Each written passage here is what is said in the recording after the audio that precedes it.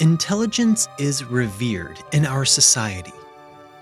Business acumen is what we look for in people who are successful and driven. But sometimes, even the most intelligent people around us cannot be trusted.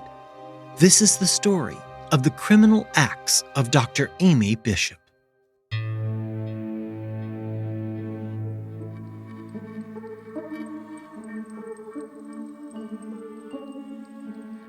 Welcome to The Secret Sits. I'm your host, John Dodson. Join us every Thursday as we uncover the secrets behind the world's most fascinating true crime cases. You can find all episodes of The Secret Sits for free on Apple Podcast, Spotify, or wherever you get your podcasts. And if you like what you are hearing, reach out to us on Instagram and Facebook at The Secret Sits Podcast, or on Twitter at Secret Sits Pod.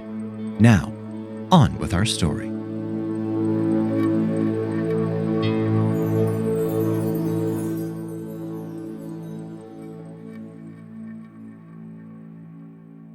Have you ever been to a board meeting, an HOA meeting, or just your work faculty meeting?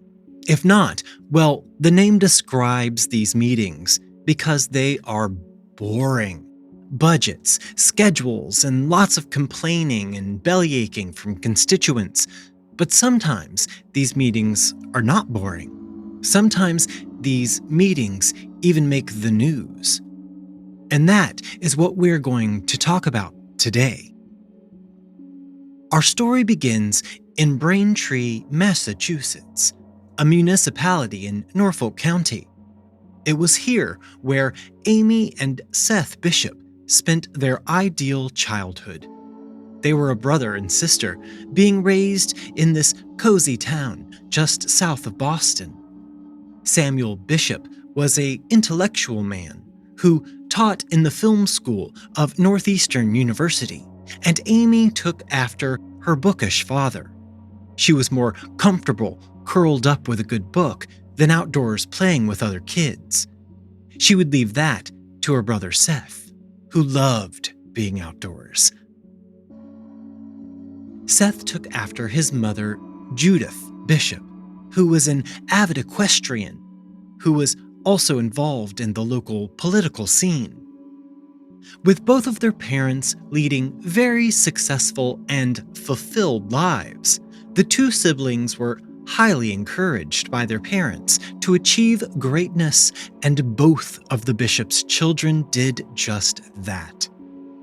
Amy was a dedicated and dutiful student, and she also excelled as a violinist. Amy was shy, however, and many of her fellow students did not even realize that she was there. Amy was much closer with her little brother than any of her classmates. Even though Seth was 3 years younger than Amy, he was her rock. One time, while the pair was out for one of their frequent hikes, Amy lost her footing and tumbled over the edge of the cliff. Now, Seth was a young man with a slight build, and he was not particularly strong. However, he was very smart, and he utilized his knowledge of physics to come up with a plan to pull his sister back to the top of the cliff. When each of Samuel Bishop's children graduated from Braintree High School, they chose to attend Northeast University for their post-graduation studies. Amy decided to major in biology, and 3 years later, when Seth began attending the school, he chose to major in engineering. Everything seemed to be going perfectly fine for this family. Hell, they could be used as a guide on how to make the ideal American family. That was until Saturday, December 6th, 1986. That morning, Amy and her father got into an argument. What the two were arguing about is not known. But when the argument ended, Samuel Bishop left the family home to go do some Christmas shopping. Samuel's wife, Judith, was also out of the house. She had gone out horseback riding, as she quite often did. Seth was now 18 years old, and he stayed at the house with his sister Amy. He needed to wash the car. After her father was out of the house, Amy went upstairs to retrieve Samuel's pump-action shotgun, and she began loading it. Samuel had purchased the gun for their home after it had been burglarized, because nothing will put the fear of God into a home intruder's heart like the sound of a pump-action shotgun. Amy had little to no experience with the firearm, and she did not know much of anything about handling the weapon. As a result, while she was in her parents' room, loading the gun, it went off, and a shotgun blast ripped into her parents' bedroom wall. In a slight panic, Amy began her attempt at fixing the wall. She filled the hole with a metal Band-Aid box and a jacket off of a book. Her brother, Seth, had not heard the gunshot because he had run to the grocery store after he finished washing the car. Amy's mother, Judith, arrived back at the house for lunch, and she was in the kitchen. Seth returned from the grocery store, and he went to the living room to turn on the TV. Seth was walking back into the kitchen as Amy came down the stairs. Amy was carrying the shotgun from upstairs, and she walked over to her mom and told her that she had a shell stuck in the gun, and she did not know how to unload the gun. Amy's father and brother were both members of a local gun club, and they had always told her to point at the ceiling and not at a person. As Seth stood in the kitchen beside his mother and sister, he had no idea this would be the last thing he would ever see.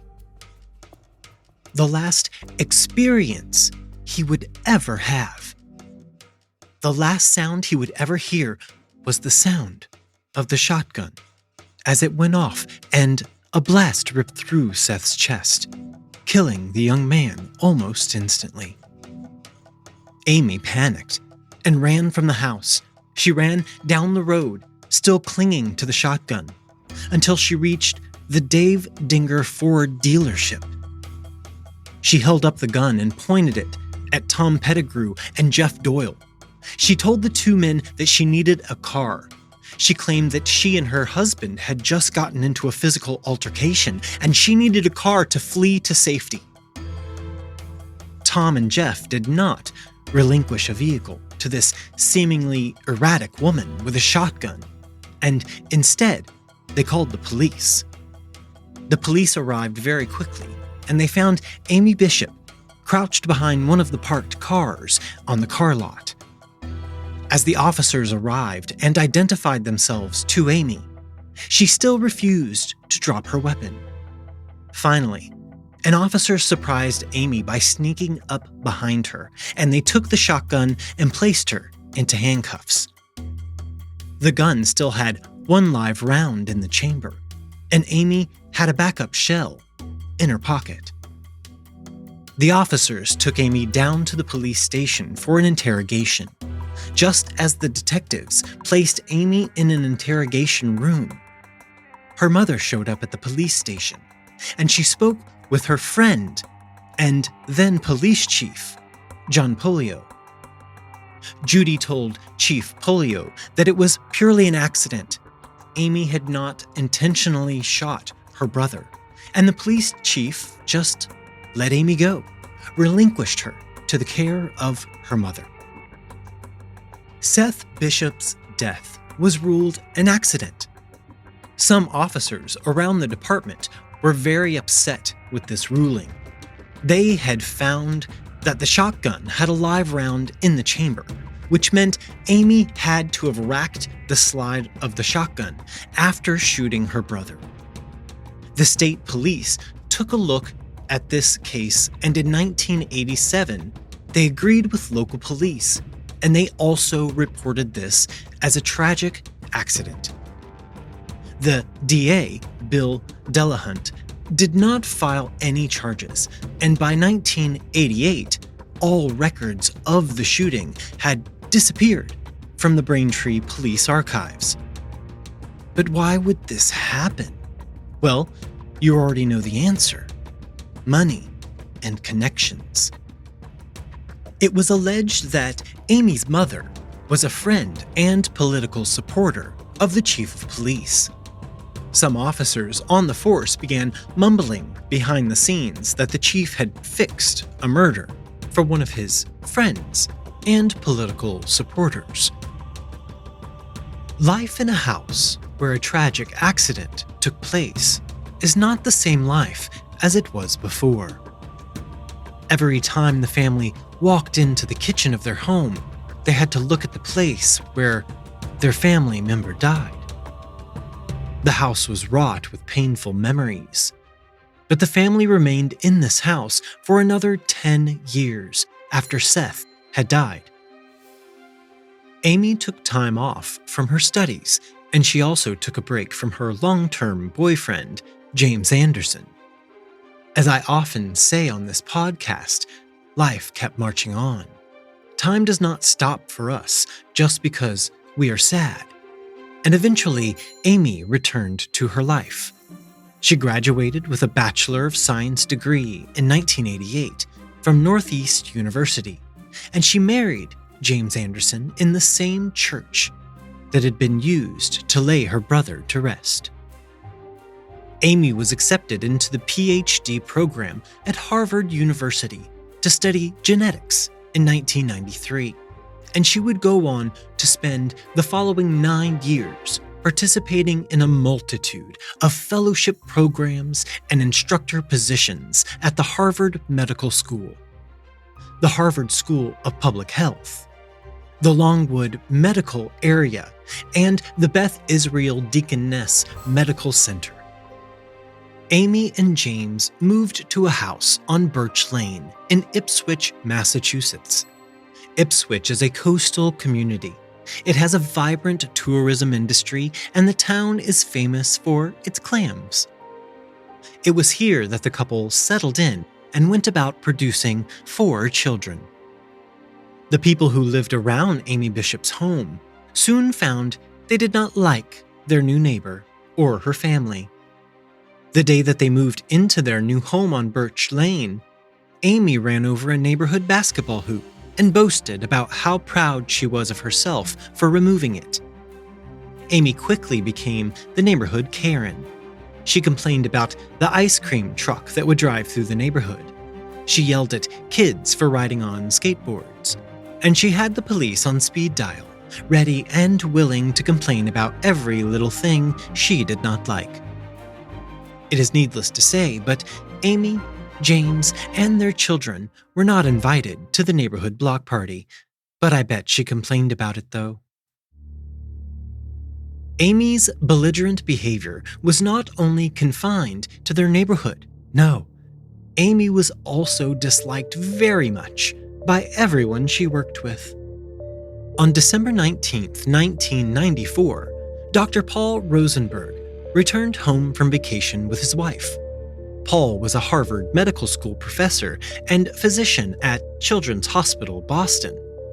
It was December in Newton, Massachusetts, and it was bitterly cold.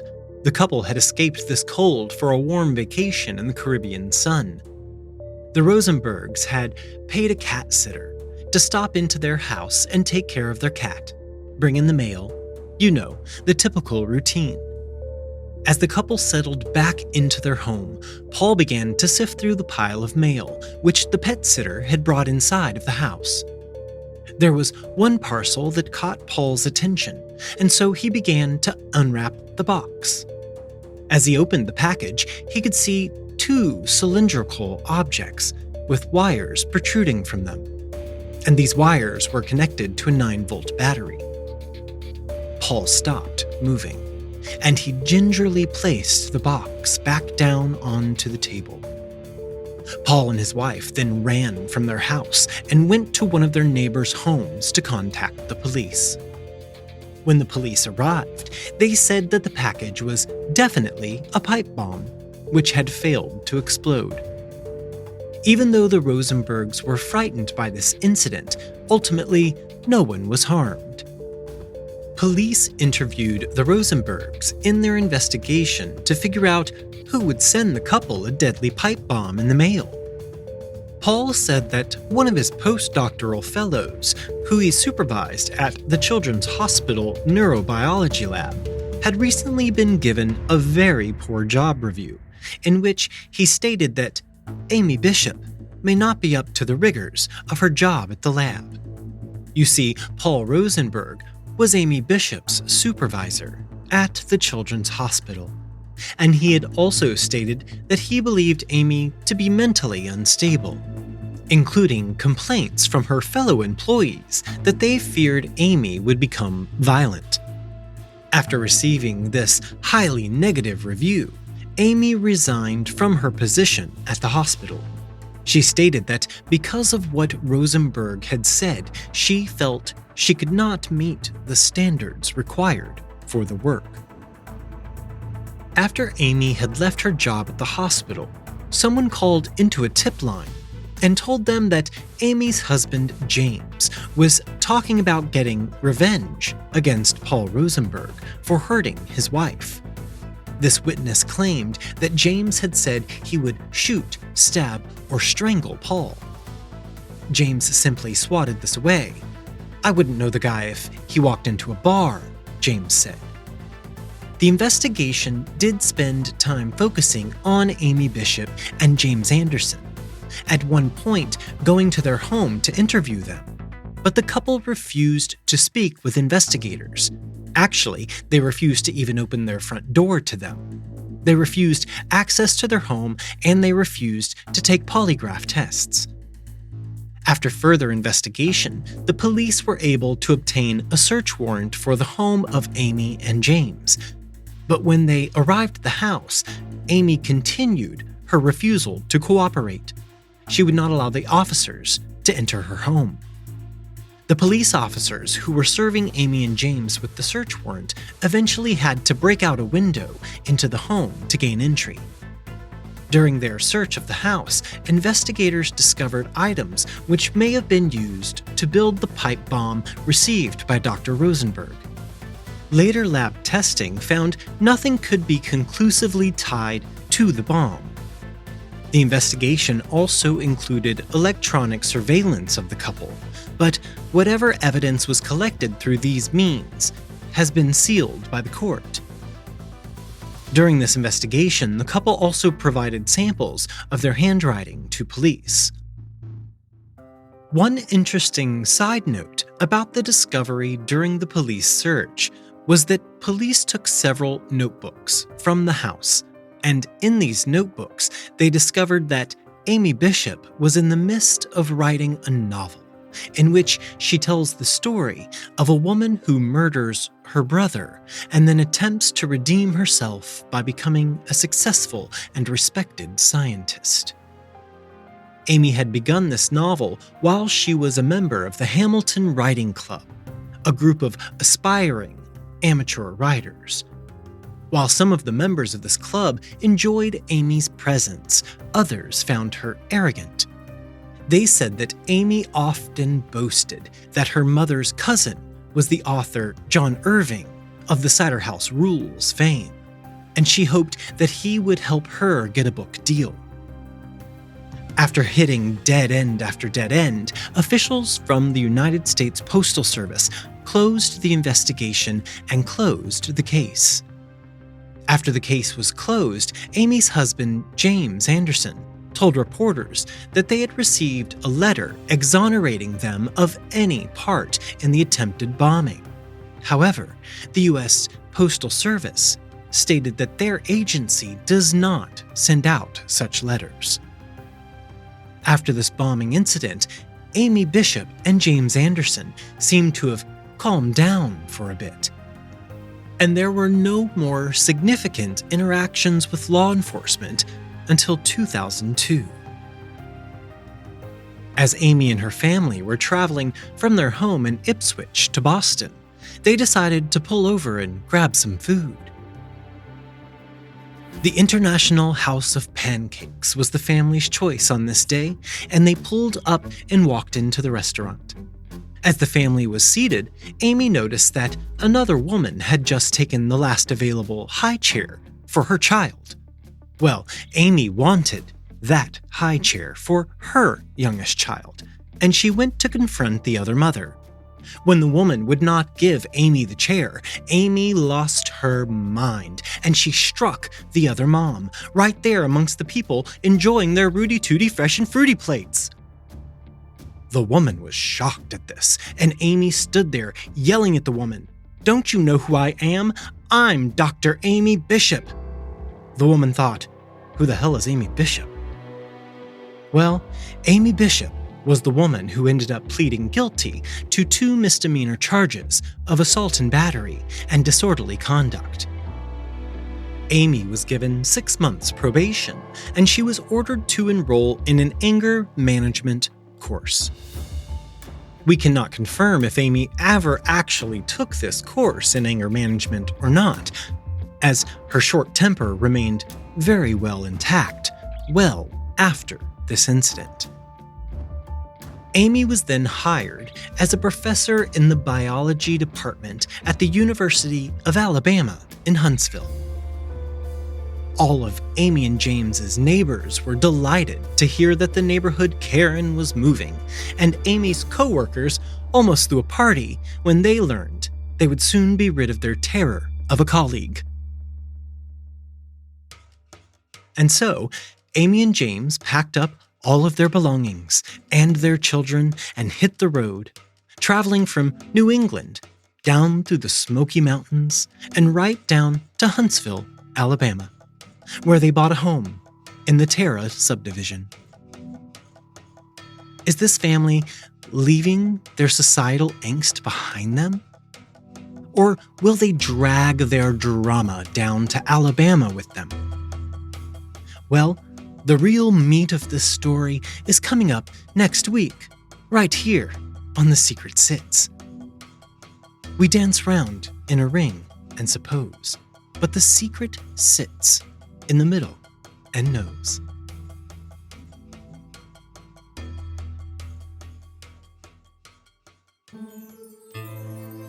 The Secret Sits podcast is researched and written by me, John Dodson. Audio engineering by Gabriel Dodson. Original logo artwork provided by Tony Lay.